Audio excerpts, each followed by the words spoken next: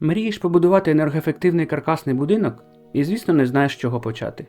Вмощуйся зручніше, зараз розкажу тобі нашу історію. Як ми обирали будівельну компанію і як ми спілкувалися з архітектором.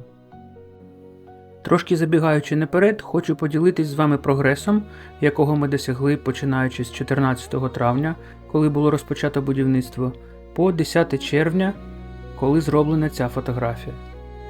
Що ми маємо на даний момент?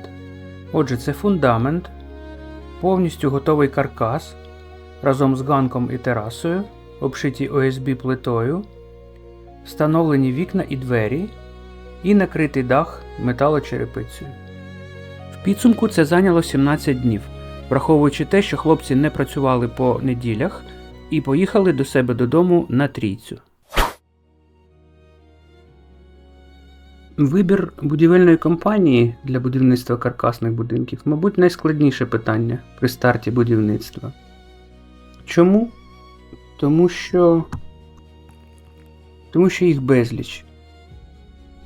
І вибрати дуже складно. Із цього всього списку компаній я можу відмітити найстарішу компанію – це Карпати Будкаркас. Вони дуже давно на ринку, побудували купу будинків, і не тільки будинків. Але вибір наш пав. Якщо вам цікаво, яку саме компанію ми обрали і чому саме цю компанію ми обрали, додивіться це відео до кінця. А зараз я розкажу вам про надважливий момент перед стартом будівництва. Отже, ми зідзвонились з будівельною компанією і зустрілися. А зустрілись ми для того, щоб проїхатись по реальним об'єктам будівництва. Зауважу, що це має бути зроблено до моменту початку роботи з архітектором, тобто до настання певних відносин з компанією-забудовником. Ми відвідали 2 об'єкти будівництва в Києві і в Київській області, детально ознайомилися з кожним міліметром каркасу, утеплення, фасадом, подивилися вікна, двері. Такий був цікавий момент, що певний період часу ми з дружиною думали, яке покриття даху нам краще вибрати. Вибирали між найпростішою металочерепицею і дорогим варіантом бітумною черепицею. В той самий момент, коли ми відвідували один з будинків, йшов дощ. Ми піднялись на 2-й поверх, просто постояли там і послухали, як дощ б'є по даху. Послухали цей звук. І були приємно вражені відчуттями. Цей звук, він як білий шум. Іноді люди його навіть використовують для того, щоб заснути. Те, що ми потрапили в цей будинок під час дощу, дозволило нам скоротити бюджет нашого будівництва. І так співпало, що один з будинків будувався власником для себе, для своїх дітей, а другий будинок будувався для продажу. І подивившись на ці 2 будинки, ми зрозуміли різницю між справжнім енергоефективним будинком і будинком на продаж. Це, по-перше, якість вікон і дверей. У будинку на продаж вони були, так скажемо, найпростіші, однокамерні. Не було жодної вентиляції, тобто не було жодного вентиляційного каналу, ні грибка ніякого, ні виходу на рекуператор або щось таке інше. Ви розумієте, що енергоефективність досягається перш за все правильною вентиляцією. Тобто, якщо ви просто відкриваєте вікна або двері на провітрювання, все то тепло, яке накопичилось в вашому будинку, воно просто вилітає назовні, і ви витрачаєте зайві кошти на опалення. Дуже раджу вам обов'язково відвідати хоча б один об'єкт будівництва, щоб принаймні пощупати кожну шпаринку, кожний міліметр, подивитись на каркас, як він виглядає зсередини, на утеплення, на те, як поставлені вікна, на те, як зроблена чистова стяжка, та на будь-що. І не бійтесь задавати будь-які, навіть з вашої точки зору, безглузді питання. Наприклад, ми задавали такі питання, як ви забезпечуєте те, щоб гризуни не потрапили в будинок. От вам таке безглузде питання. На всі ці питання ми отримали відчерпні відповіді, і за що дуже вдячні забудовнику. Отже, відвідування реальних об'єктів будівництва дозволяє вам ще перед вибором навіть будівельної компанії отримати відповіді на багато ваших запитань. І якщо компанія-забудовник якимось чином відмовляється від того, щоб провести вас, показати, як вони будують, то тут вже варто задуматись. Робота з архітектором. В кінці цього етапу ви будете мати проєктну документацію на ваш будинок, в яку входить планування, фасади, різноманітні розрізи, план-схема прив'язки планування будинку до ділянки, перспективні зображення та віконна дверна специфікація. Будівельні компанії підходять по-різному до цього етапу. Є компанії, які візьмуть з вас повну суму, яка передбачається на дизайн-проєкт. Наприклад, ми контактували з фірмою, яка бере 40 тисяч гривень за дизайн-проєкт. В разі, якщо ми продовжуємо з ними співпрацю після розробки дизайн-проєкту, ця сума буде врахована в вартості будівництва. Якщо ми розходимось після отримання дизайн-проєкту, ми просто платимо цю суму. В нашому випадку вартість 1 квадратного метру дизайн-проєкту складала 140 гривень. І зауважу, що не треба було платити всю цю суму відразу. Тобто це дуже приємно нас здивувало, це означає, що вся майбутня співпраця буде заснована на довірі. Отже, ми сплатили певний маленький відсоток і розпочали роботу з архітектором. Далі є два варіанти. Або ви вибираєте типовий проєкт, який є у забудовника, або це буде повністю індивідуальний проєкт, як це було в нашому випадку. Перше питання, яке ми почули від архітектора: намалюйте, будь ласка, приблизний план, що би ви хотіли, щоб було в цьому будинку. Приблизні розміри, приблизне розташування меблів, скільки там має бути спалень, як має виглядати санвузол і все таке інше. До речі, ця красива панорама – це панорама нашої ділянки до моменту старту будівництва. І що ми тут бачимо? Вірно, старий існуючий фундамент. Тобто це був перший момент, з яким ми стикнулись, який дещо лімітував наші уявлення про розміри майбутнього будинку. Ми мали зберегти ці розміри, а це 7 метрів на 5 метрів, щоб якось зачепитися за цей старий фундамент. Зазвичай компанії-забудовники будують фундамент з нуля, але в нашому випадку компанія прийняла цей виклик, за що ми їм безмежно вдячні. Старий фундамент колись років 10 назад побудував тато моєї дружини з мрією про те, що колись діти побудують на цьому місці невеличкий дачний будинок. А це дещо розходилось з нашими планами. Тому що ми, як сім'я, дуже любимо гостей, у нас багато друзів, і цей будинок має бути розрахований принаймні на 6-8 спальних місць, щоб друзі змогли розміститися тут з ночівлею. Отже, приблизно вимальовується прямокутна форма майбутнього будинку, і з цієї панорами видно, що тераса має виходити на ліс. Кожен, мабуть, мріє зранку прокинутись, вийти на терасу, випити кави, просто посидіти і послухати спів пташок. Це було б просто чудово. Виникає питання, де взяти початковий план? З одною стороною 7 метрів, з іншою стороною 11 метрів і з терасою, яка розташована в лівій частині будинку. Дружина витратила багато часу на пошуки підходящого плану, але невдовзі на сайті нашої компанії вона знайшла те, що треба. Цей план був взятий за основу, а малюнок, який ми відправили архітектору, дружина сама намалювала в якійсь безкоштовній програмі. Зазвичай розробка дизайн-проєкту займає приблизно 10 робочих днів. В нашому ж випадку цей процес розтягнувся приблизно на 2 місяці. Зараз ви бачите фінальну версію плана будинку, а саме 15-ту його ревізію. Це означає, що архітектор 15 разів надсилав нам нову версію плану будинку. Отже, як бачимо, все доволі компактно. Почнемо з передпокою. 3,1 квадратних метри. Маленький, так, але тут ми плануємо розмістити шафу, розділити її на дві частини. В одній частині буде знаходитися електрощитова. Туди ще можна вмістити акумулятор з інвертором. А друга частина шафи буде для речей.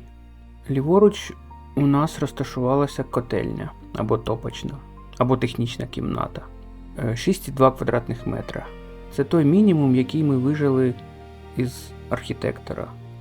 Проектування технічної кімнати ми доручили окремій компанії, яка спеціалізується на інженерних системах. Тобто у нас вийшло розділення. Будівельна компанія будує будинок і прокладає електрику, а інженерна компанія проектує каналізацію, теплу підлогу, тобто опалення, кондиціонування і вентиляцію. В чому плюси? В тому, що компанія, яка це все проектує, потім буде займатися і монтажем. Далі виходимо в коридор 8,8 квадратних метрів і попадаємо в дві спальні. Одна наша з дружиною, одна для нашої дитини. В кожній спальні передбачена шафа і одне робоче місце. Гардеробна теж невеличка, 3,1 квадратних метри, але навіть в такій невеличкій гардеробній можна розмістити доволі багато речей, встановивши по обидві боки полиці від підлоги до стелі. Санвузол теж компактний, 4,7 квадратних метри. Тут буде розташовано рукомийник, пінал, пральна машина з сушаркою, рушникосушарка, душова кабіна і унітаз. Також в коридорі ви можете помітити сходи, які ведуть на антресоль, де розміщено два додаткових спальних місця. Ну і ключова частина будинку – це кухня-вітальня. 21,3 квадратних метри. Ми намагалися зробити її якомога більшою при наявних умовах, тож, можливо, саме із-за цього всі решта кімнат були такі компактні. В верхній частині у нас кухня. Тут буде розташовано кухонні меблі і великий стіл. В нижній частині вітальня. Тут буде розміщуватися диван, напроти якого буде телевізор, і трошки ліворуч буде стояти пічка-камін. На терасу передбачено вихід із розпашних дверей шириною 1,8 метра. Тераса теж вийшла доволі просторою, 3 на 7 метрів, з виходом посередині на подвір'я. Якщо ваш архітектор професіонал, він надасть вам 3D-модель будинку. Це просто жирнючий плюс, тому що ви матимете змогу віртуально прогулятися по кожній кімнаті і відчути об'єм. Для переміщення в 3D-просторі мені стався у нагоді колись отриманий досвід комп'ютерних ігор-стрілялок. Отже, заходимо через ганок, маленький передпокій, заходимо в нашу з дружиною спальню, переходимо в спальню дитини,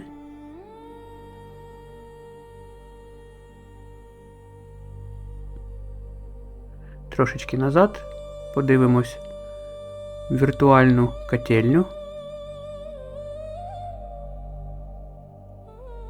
Це гардеробна.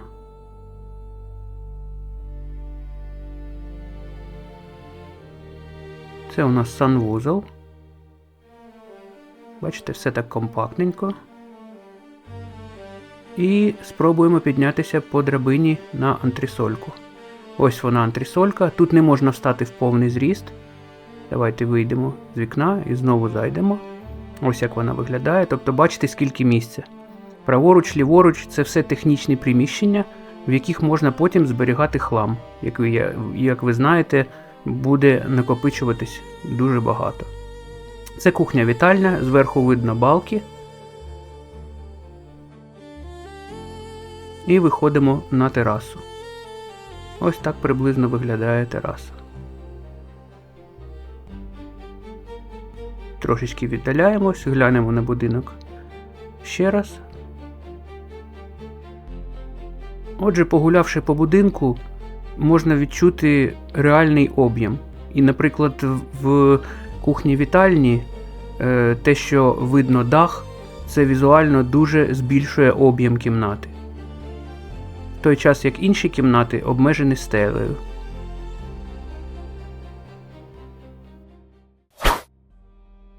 Отже, проговоримо питання, які ми обговорювали з архітектором.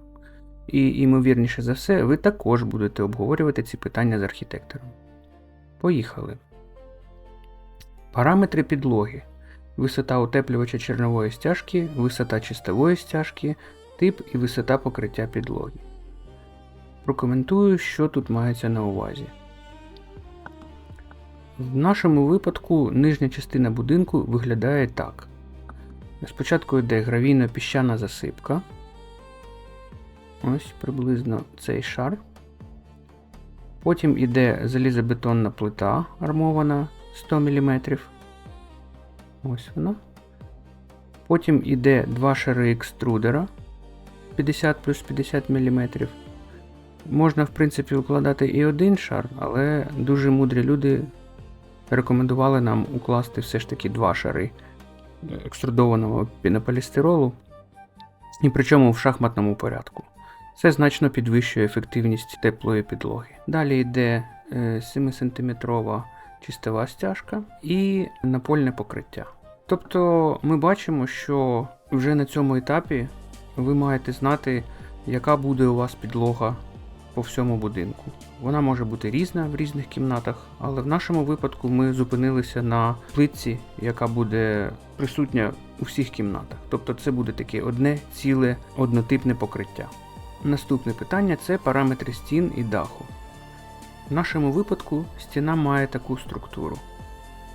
Штукатурка, потім йде пінопласт 50 мм, потім ОСБ плита, потім йде дерев'яна рейка 40х50, тобто тут маємо вентильований фасад. Далі йде шар супердифузійної мембрани, каркас 50х150 мм разом з утеплювачем, це базальтова вата. Потім йде контррейка 50х50 і ще 50 мм утеплювача. Тобто загалом маємо 20 см базальтової вати. Далі йде паробар'єрна плівка, металевий підвіс і рейка 40 мм. Це є простір, де будуть проходити всі інженерні магістралі, а також електрика. Ну і фінальний шар – це гіпсокартон, або фальшбрус, або плитка. У кого що. І по даху така картина. Металочерепиця, потім обрешітка 20х100 мм, контррейка 30х40 мм, супердифузійна мембрана, основне стропіло 50х200 мм, утеплювач 300 мм, так само базальтова вата. Прошу помітити, що в стінах йде 20 см, а на даху йде 30 см утеплювача. Далі йде паробар'єрна плівка, металевий підвіс і металева рейка. І фінальне оздоблення – це гіпсокартон або фальшбрус. Наступне питання – це вікна. Вікна ми обговорювали доволі довго. Що саме обговорювали? Це кількість вікон, розміри, висота над підлогою, колір ламінації, куди відкриваються, опір теплопередачі і сонячний фактор. Ось набір вікон, які будуть встановлені в нашому будинку, а також двері. Що тут по вікнам? Одне маленьке вікно 80х80 це буде на антресолі, 4 великих вікна, 2 в спальні і 2 в кухні-вітальні, 3 маленьких віконця в котельній, гардеробній і в санвузлі, і двері на терасу. Спочатку ми обрали собі профіль Salamander Blue Evolution 92, але потім нам довелося замінити його на більш простий профіль Salamander Blue Evolution 82. Чому? Тому що у цього профіля 92-го була відсутня ламінація торця. Тобто ми замовляли зовнішню і внутрішню ламінацію кольору антрацит, але при відкритті торцова частина цих вікон була би біла. Тобто нам довелося трошечки понизити клас вікон, тому що в моделі 82 ця ламінація була присутня. Тобто все вікно було б ламіновано в один колір. Ось невеличкий інсайт, скільки коштували наші вікна. Можете ставити на паузу, дивитися, які їх характеристики. Так виглядає розріз профілю. А це інформація по дверям. Загальна ціна вікон і дверей 187 тисяч гривень. На що варто звернути увагу? Це опір теплопередачі R і коефіцієнт загального пропускання сонячної енергії, так називаємий сонячний фактор. У 92-го профіля, звісно, ці параметри були кращі, тому що він просто банально ширше. Але у 82-го теж маємо досить непогані параметри, як для енергоефективного будинку. Опір теплопередачі – це величина, яка показує, наскільки добре вікно, рамка плюс склопакет перешкоджає втратам тепла. Чим вищий опір теплопередачі, тим краще вікно зберігає тепло в приміщенні взимку і захищає від спеки влітку. І сонячний фактор – це показник, який показує, яка частка сонячної енергії проходить крізь вікно у вигляді тепла та світла. Щодо сонячного фактору рекомендують приблизно 0,35. Це означає, що приблизно третина сонячного тепла буде проходити через віконце в ваш будинок. І ви не будете витрачати занадто багато енергії на охолодження будинку влітку. Опір теплопередачі для Європи, для стандартних будинків, звісно не пасивних, становить приблизно 1. В Україні, якщо ви знайдете опір теплопередачі 1,2, це будуть дуже круті вікна. Але все ж тут знову ж таки залежить від вашого бюджету. В нашому випадку бюджет був доволі обмежений, і таким чином ми зупинилися саме на цій моделі металопластикових вікон. Порівняно з 92-м профілем ми зекономили тут 20 тисяч гривень. Також ви обговорюватимете вхідні двері. Теж є різні ціни, різні типи. Треба буде проговорити, куди вони мають відкриватися. Ну і саму модель. Наступне питання – це двері виходу на терасу. Їх тип, розміри, кількість створок і куди відкриваються. Спочатку ми вибрали розсувні двері з супернавороченою розсувною системою, але потім, коли нам прорахували їх вартість, ми їх замінили на звичайні розпашні двері. Причому тут ми одну створку зробили глухою, а друга створка мала б відкриватися. Цього буде достатньо. Також існує думка, що розпашні двері можна потім підрегулювати в процесі їх експлуатації. А розсувні двері, з часом сам цей механізм, він дає певний люфт, і він дуже важко піддається регулюванню. Тобто тут для нас вибір був очевидний. Всі вікна, крім того вікна, яке буде розташовано на антресолі, ми обирали без опції мікропровітрювання. Чому? Тому що в нашому будинку планується система централізованої вентиляції з рекуперацією. А при такому варіанті мікропровітрювання зовсім не потрібно. Але, звісно, випадки бувають різними. Якщо ви не плануєте централізовану систему вентиляції, то варто придивитись до цієї опції. Внутрішнє оздоблення стін. Знову ж таки, фальшбрус, гіпсокартон або плитка. В різних кімнатах вони можуть бути різними, але із-за різної товщини фінальні площі кімнат, жила площа буде змінюватися. Обов'язково треба визначитися з місцем розташування електрощитової. В нашому випадку ми розмістили її ось тут. Для чого це потрібно архітектору?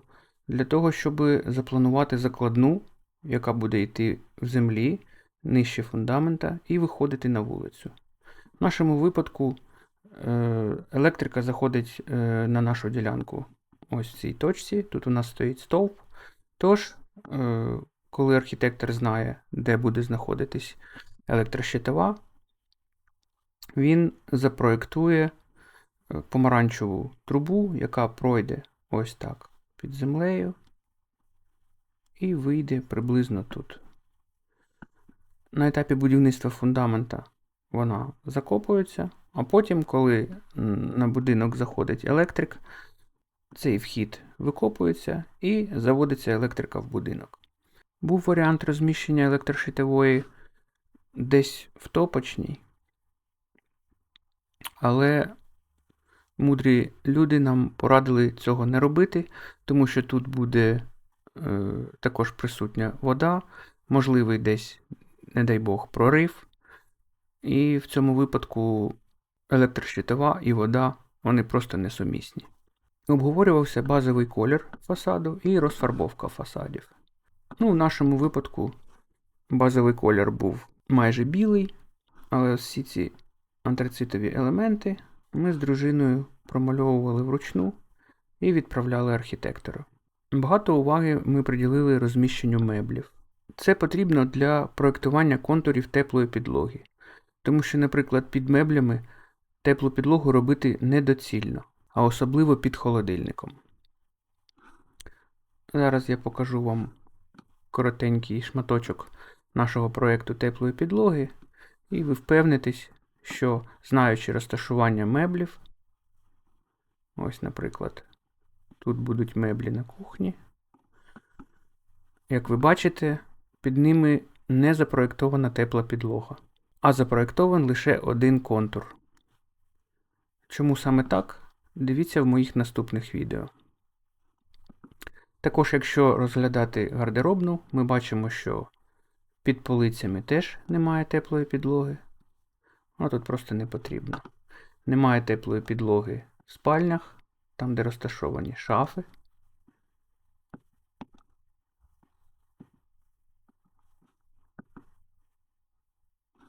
І немає теплої підлоги в місці розташування пічки каміна.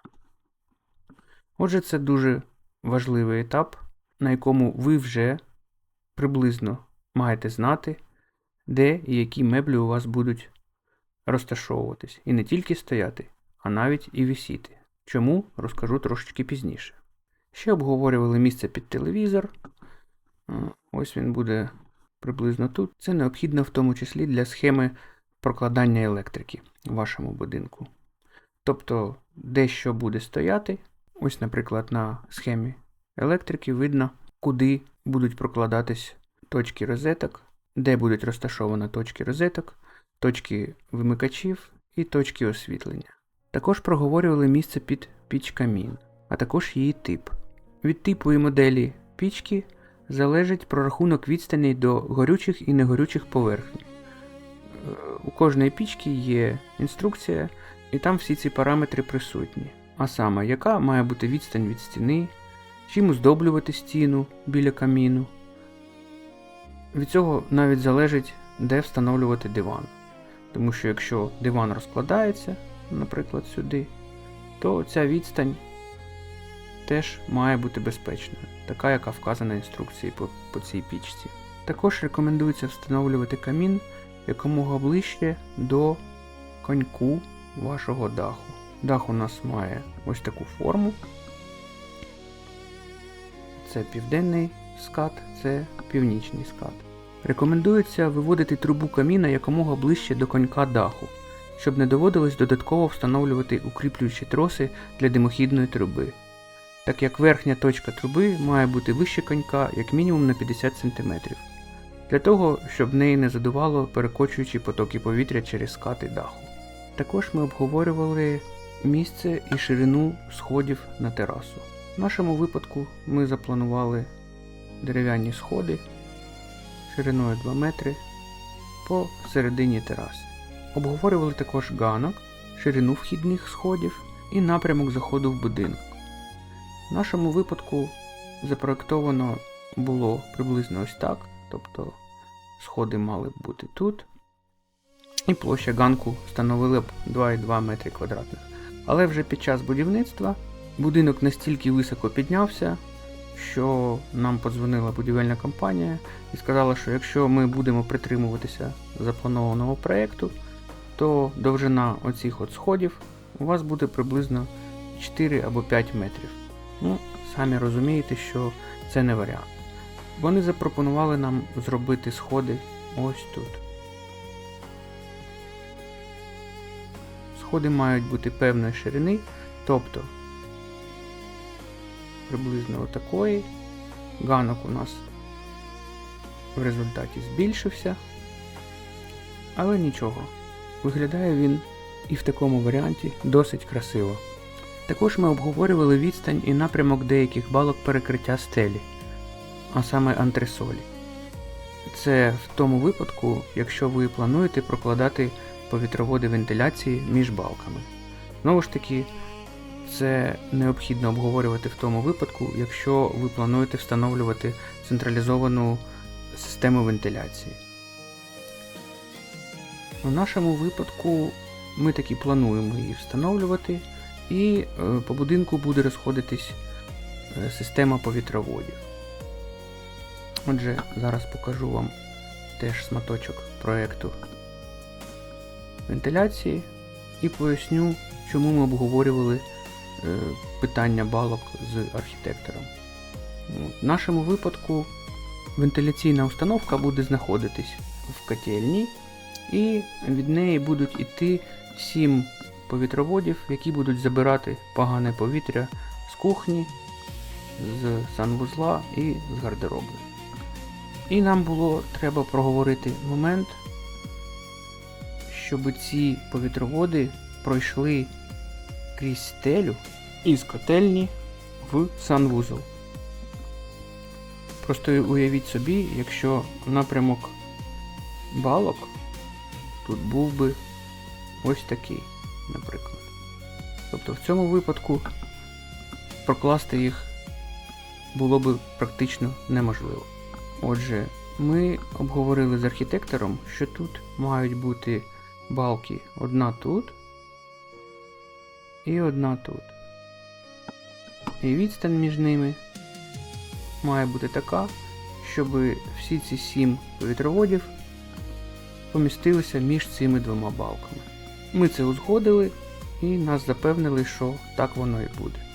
Також окремий момент, якщо у нас рухається край антресолі, а я нагадаю, ось вся ця поверхня, це у нас антресоль. Виходить, що оці сходи теж треба посунути ліворуч, щоб вони в верхній своїй точці підходили якраз до початку антресолі. Ось такі моменти, якщо будете будувати антресоль, майте це на увазі. Ну і можливо останній момент, про який би я хотів вам розказати, це мають бути обговорені місця укріплення каркасу. Для чого це потрібно? У вас будуть навісні меблі, як, наприклад, кухонні шкафчики, як, наприклад, якісь полиці над унітазом, якщо у вас буде підвісний пенал, якщо на робочому місці в спальнях у вас теж будуть якісь полиці, якщо в котельні у вас буде якесь навісне обладнання важкеньке, наприклад, ви заплануєте повісити на стіну бойлер, також телевізор.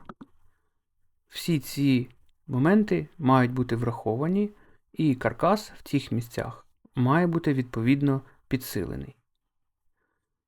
В нашому випадку ми приблизно обговорили ці місця, але потім дійшли домовленості, що фінальне розташування підсилених елементів каркасу ми узгодимо прямо під час внутрішніх робіт. Ось приблизний перелік питань, які ми обговорювали з архітектором. Навів їх я для вас спеціально, щоб ви мали приблизне уявлення, про що вам доведеться розмовляти з архітектором і якось підготувались до цього. Маю надію, що цей перелік питань був для вас корисним.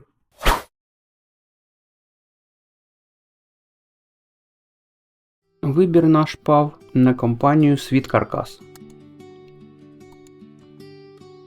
Чому? Мабуть, із-за відношення. Подзвонивши до цієї компанії, ми відразу відчули нормальне ставлення до замовника. Майбутнього, гіпотетичного, неважливо.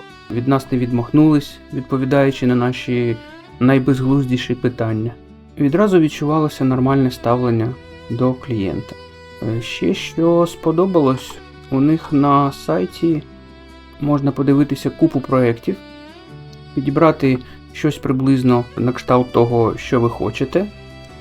Наприклад, виберемо такий проєктик, який називається «Оболонь». Він приблизно схожий по метражу з тим, що ми хотіли. І можна подивитись план і вказані 3 комплектації. Базова, стандарт і під ключ. Передивившись кожну комплектацію, ми вже мали уявлення про ціни. Тобто ми могли приблизно скласти бюджет на наше майбутнє будівництво. Передивившись, що тут входить, можна навіть приблизно вирахувати вартість квадратного метру. Так що наш вибір пав на цих хлопців. Вони всі молоді, на ринку десь приблизно 7 або більше років. Досвід у них шалений. Будують вони тільки каркасні будинки. Наскільки мені відомо, по Києву і Київській області. Це нам ідеально підходить. Отже, ми зідзвонились, вони приїхали до нас на ділянку, приїхав головний інженер, переміряли, подивилися перепади висот, все обміряли, все записали. І на цьому ми поки що розстались, але невдовзі ми вже зустрілись.